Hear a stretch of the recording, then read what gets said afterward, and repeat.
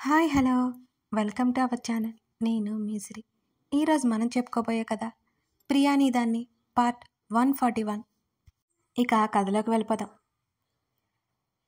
తను నవ్వుతూ మాట్లాడుతుంటే రెప్ప వేయకుండా చూస్తున్నాను నేను. ఒక్కసారి కనురెప్పైనా కొట్టమని నా కనులు నన్ను వేడుకుంటున్నా నేను కనికరించలేదు. అతని నుంచి చూపు తిప్పుకోలేదు. కాస్త సాగిన అతని పెదవులు, నవ్వినప్పుడు చిన్నవవుతున్న అతని కళ్ళు, వింతైన కాంతితో ఉన్న అతని ముఖం నా చూపులని అయస్కాంతలాగా లాగేస్తున్నాయి. అక్క, అతను నీకు తెలుసా? ప్రతిమ చెల్లి అనగానే ఉలిక్కిపడి చూశాను. లేదు, సరదాగా మాట్లాడుతుంటే చూస్తున్నాను అన్నాను తడబాటు కప్పిపుచ్చుకుంటూ. ఇక తను ఏమీ అడగలేదు.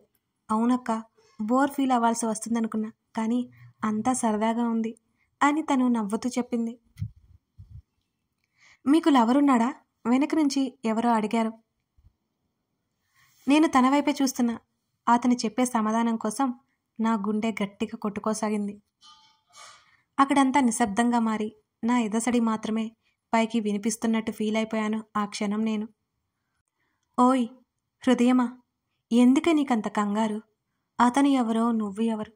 అతని గురించి మరీ ఎక్కువ ఆలోచించేస్తున్నావు. తెగ ఆరాడపడిపోతున్నావు.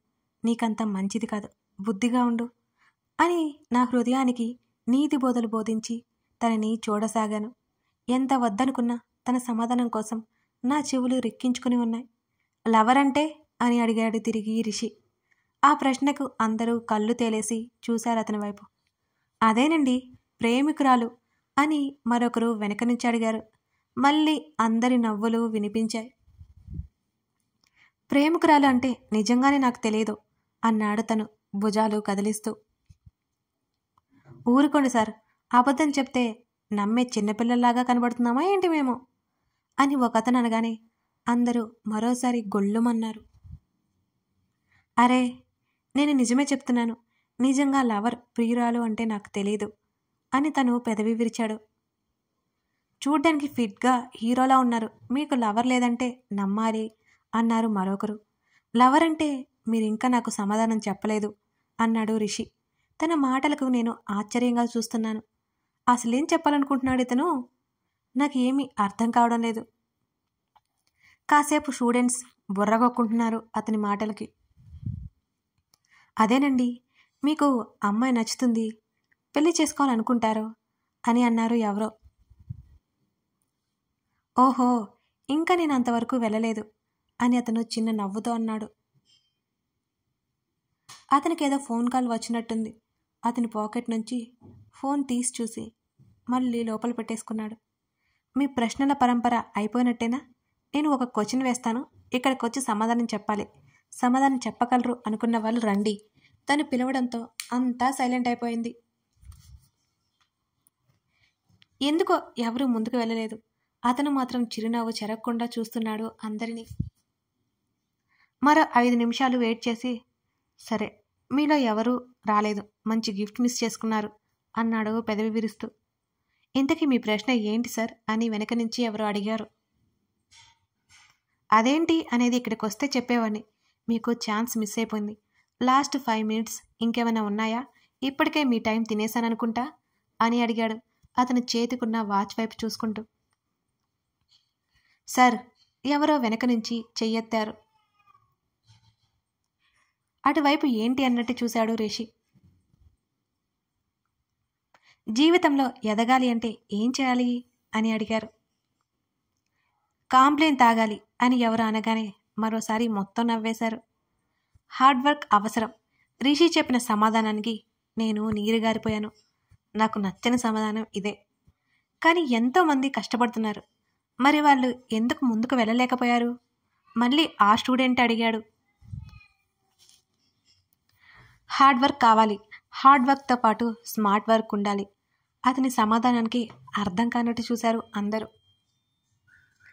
ఎంత కష్టపడి పని చేసినా సరే ఏది ఎప్పుడు ఎలా చేయాలి అని తెలిసిన వాడే పైకొస్తాడు. టైం వాల్యూ తెలియాలి అన్నాడు కాస్త గంభీరంగా. మీరు నన్ను ఏదో ఫిలాసఫర్గా చూడకండి. నాకు కూడా ఏం తెలియదు.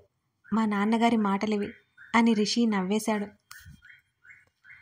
హార్డ్ వర్క్తో పాటు స్మార్ట్ వర్క్ నిజమే అని నవ్వుకున్నాను నేను. ముఖ్యంగా భయాన్ని వదిలేయాలి. ఇందాక మీరు స్టేజ్ మీదకి రాలేదు కదా, ఆ రాకపోవడానికి కారణం ఉంది చూశారు, దాన్ని వదిలేయాలి. అతని మాటలకి కాసేపు అందరూ సైలెంట్ అయిపోయారు. మరి మన లవర్ మనతో పెళ్లికి ఒప్పుకోవాలంటే ఏం చేయాలి సార్? మనిషి కనబడకుండా అడిగిన ప్రశ్నకి రిషి నవ్వేశాడు. ఆ అమ్మాయి నీలో ఎత్తి చూపించడానికి ఒక్క లోపం కూడా ఉండకూడదు. లోపం అంటే శారీరక లోపం కాదు, మానసిక లోపం. అన్నీ సాధించు, నీకంటూ ఒక స్థాయి ఏర్పరచుకో. నిన్ను ఆ అమ్మాయి కాదు కదా, ఆ అమ్మాయి తండ్రి కూడా కాదు అనడు అని. మీతో టైం చాలా ఫాస్ట్గా సరదాగా గడిచిపోయింది. మీ మిగతా కార్యక్రమాలు మొదలవ్వాలి కదా, మళ్ళీ కలుద్దాం అని అందరికీ వీడ్కోలు పలికి అక్కడి నుంచి ఫ్యాకల్టీ వైపుకి వెళ్ళాడు రిషి. అక్కడ మాట్లాడేసి వచ్చి కిందకి రాగానే స్టూడెంట్స్ అంతా గుమిగూడారు అతని చుట్టూ. వాళ్ళతో 10 నిమిషాలు మాట్లాడి అక్కడి నుంచి బయటికి వచ్చేశాడు.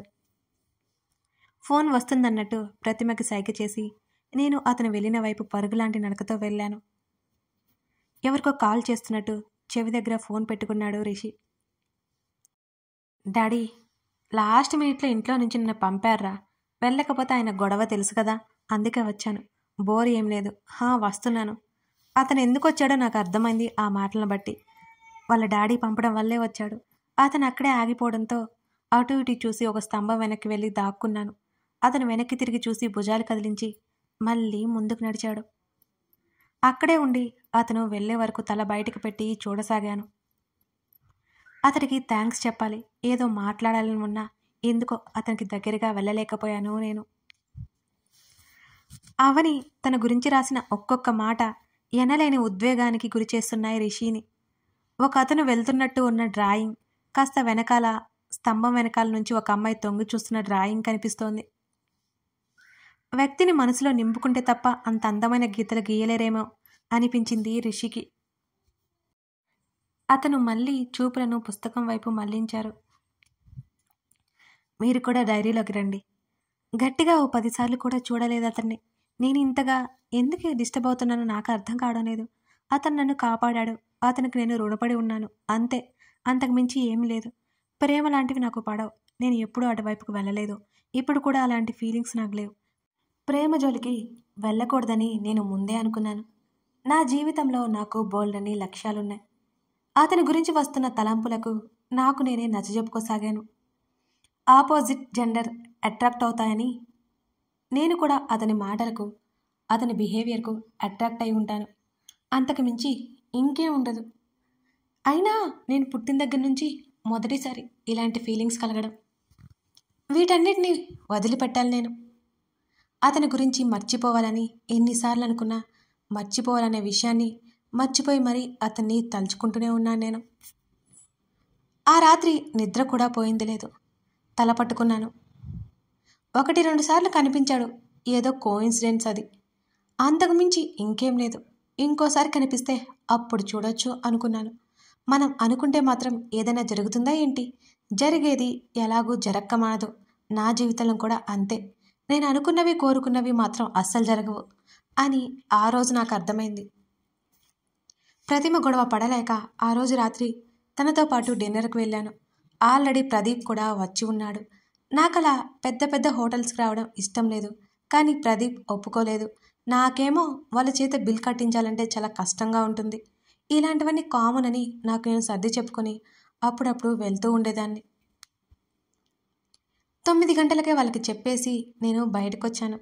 వాళ్ళిద్దరు ఇల్లు దాదాపు ఒకటే దారిలో. నా పీజీ వేరే సైడ్. నేను కాస్త ముందు బయలుదేరితే కానీ చేరుకోలేను. ప్రదీప్ డ్రాప్ చేశానన్నా సరే వద్దని బయటకొచ్చేశాను. ఆకాశం మీద ఎవరో నల్ల రంగు చిలకరించారు. నక్షత్రాలు కనపడకుండా చేశారు. మరి చందమామ ఎక్కడా అనుకుంటూ మొత్తం వెతకగా ఎక్కడో నెలపొడుపు. నేనున్నానంటూ చల్లగాలి వచ్చేసింది నాకు తోడుగా. నాతో ఏదో చెప్తోంది, గుసగుసలాడుతోంది. దీని భాష నేను ఎప్పటికీ అర్థం చేసుకోవాలి?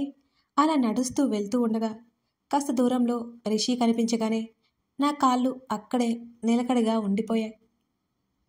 కొత్త హోటల్ పాత హోటల్ పక్కనే కడుతున్నట్టు టాక్ ఉంది. ఆ ఖాళీ ప్రదేశంలో రిషి, అతనితో పాటు మరొక అతను ఉన్నాడు. ఈ టైంలో అతను అక్కడెందుకున్నాడో నాకు అర్థం కాలేదు. ఆ పక్కనే ఉన్న అతనితో మాట్లాడి నా వైపు వస్తున్నట్టు అనిపించడంతో గబుక్కున వెనక్కి తిరిగిపోయాను అతన్ని ఫేస్ చేయలేక. అతని ఫోన్ మోగినట్టు నాకు వినబడుతూనే ఉంది. వచ్చేస్తున్నానరా, పక్కనే ఉన్నాను అని చెప్పాను కదా. అతను విసుగుతో కూడిన స్వరంతో ఎవరికో చెప్తున్నాడు. అవతల వాళ్ళు ఏమన్నారో తెలియదు కానీ సరే త్వరగా తగలడు అని అంటున్నాడు రిషి. నా అడుగులు వేగంగా ముందుకు హోటల్ వైపు వేశాను. ఆ రోడ్డు మీద అన్ని వాహనాలు, అంతమంది మనుషులు ఉన్నా నాకేంటో మేమిద్దరమే ఉన్నట్టు అనిపిస్తోంది ఆ సమయంలో. ఇందాక చల్లగాలి గుసగుసలాడింది. ఎందుకో నాకు అర్థమైంది. అతను నాకు దగ్గరలోనే ఉన్నాడని అది చెబుతోందనుకుంటా. నేనేమో దాని మాటలే వెళ్ళేదాయే. అతను వస్తున్నాడా లేదా అని ఒకసారి వెనక్కి తిరిగి చూశాను. ఇదొక్కటే ఉంది అన్నా, తీసుకోండన్నా, ఇంటికి పోతాను అని ఓ 10 ఏళ్ల పాప పువ్వు పట్టుకొని రిషి దగ్గర నిలబడింది. మీకు నచ్చిన వాళ్ళకి ఇవ్వండన్నా, చాలా బాగుందన్నా, చూడండన్నా అని ఆ పాప బ్రతిమాలుతుంటే ఆ పాపను కొన్ని క్షణాలు అలాగే చూసి ఆ పువ్వుని కొన్నాడు రిషి. మళ్ళీ తిరిగి ఆ పాపకే ఇచ్చాడు. ప్రస్తుతానికి నువ్వే క్యూట్గా కనబడుతున్నా, తీసుకో అని చెప్పి, బాగా లేట్ అవుతుంది కదా పాప, ఈ టైం వరకు ఉండకపోతే ముందే వెళ్ళిపోవచ్చు కదా అన్నాడు రిషి. అన్నీ అమ్మకపోతే మా నాన్న చంపేస్తాడు అంటూ ఆ పాప కళ్ళు పెద్దవి చేసి చెప్తోంది. చిరునవ్వుతో ఉన్న అతని ముఖంలో నవ్వు చెరిగిపోయింది ఆ పాప మాటలకి. అతను మళ్ళీ హోటల్ వైపు వస్తున్నాడు. అక్కడే కనిపించిన కొబ్బరాకు చాటు నుంచి చూశాను అతన్ని. చాలాసేపటి వరకు అక్కడే బయట నిలబడి ఎవరి కోసమో ఎదురు చూస్తున్నట్టున్నాడు అతను. ఆ తర్వాత ఎవరో రావడం, లోపలికి వెళ్ళడం, నేను నిరుత్సాహంగా వెనుదిరగడం జరిగిపోయాయి. నేను తిరిగి నడుచుకుంటూ కాస్త ముందుకు వెళ్ళాను. క్యాబ్ ఇంకా రాకపోవడంతో ఎదురు చూస్తూ నిలబడ్డాను. ఆ పాప వేరే పిల్లాడు కనిపించగానే పరిగెత్తాను ఆ పాప దగ్గరికి. వాళ్ళంతవరకు సంపాదించిన మొత్తం లెక్క పెట్టుకుంటున్నారు. ఓయ్ పాప, నీ దగ్గర ఉన్న ఫ్లవర్ నాకు ఇస్తావా అని అడిగాను నేను. వెంటనే అడగ్గానే ఇచ్చేసింది. డబ్బు ఇస్తుంటే ఆల్రెడీ ఇచ్చేశారంది. అయ్యో అనిపించింది నాకు. నా బ్యాగ్లో ఉన్న చాక్లెట్ చెరొకటి ఇచ్చి ఆ పువ్వు తీసుకున్నాను. నాకెంత ఇష్టమైన తెల్ల గులాబీ తన స్పర్శని ఆస్వాదించి తన జన్మ ధన్యం చేసుకుంది ఇది.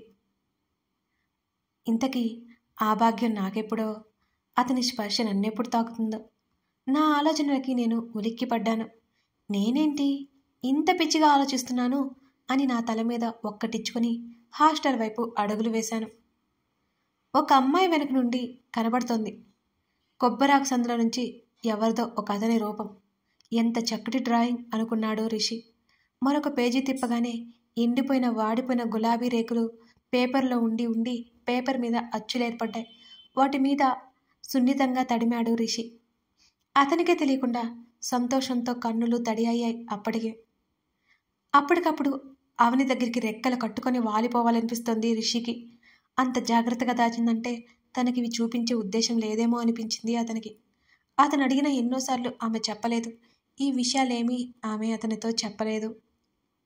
అవని వచ్చేసరికి మొత్తం చూసేయాలనుకుని మరో పేజీ తిప్పాడు రిషి. కథ కొనసాగుతోంది. రిషి తొలి వలపు, తొలి భావనలు, తొలి ప్రణయం ఇవన్నీ అతనితో చెప్పుకుంటోంది కదా. మీకెలా అనిపించింది? ప్లీజ్ లైక్ చేయండి. కొత్తగా వచ్చిన వాళ్ళు సబ్స్క్రైబ్ చేసుకోండి. 15K పైనే చూస్తున్నారు కానీ 2K లైక్స్ కూడా ఉండట్లేదండి. నేను అప్పుడే కదా ఇంకా ఇవ్వగలను.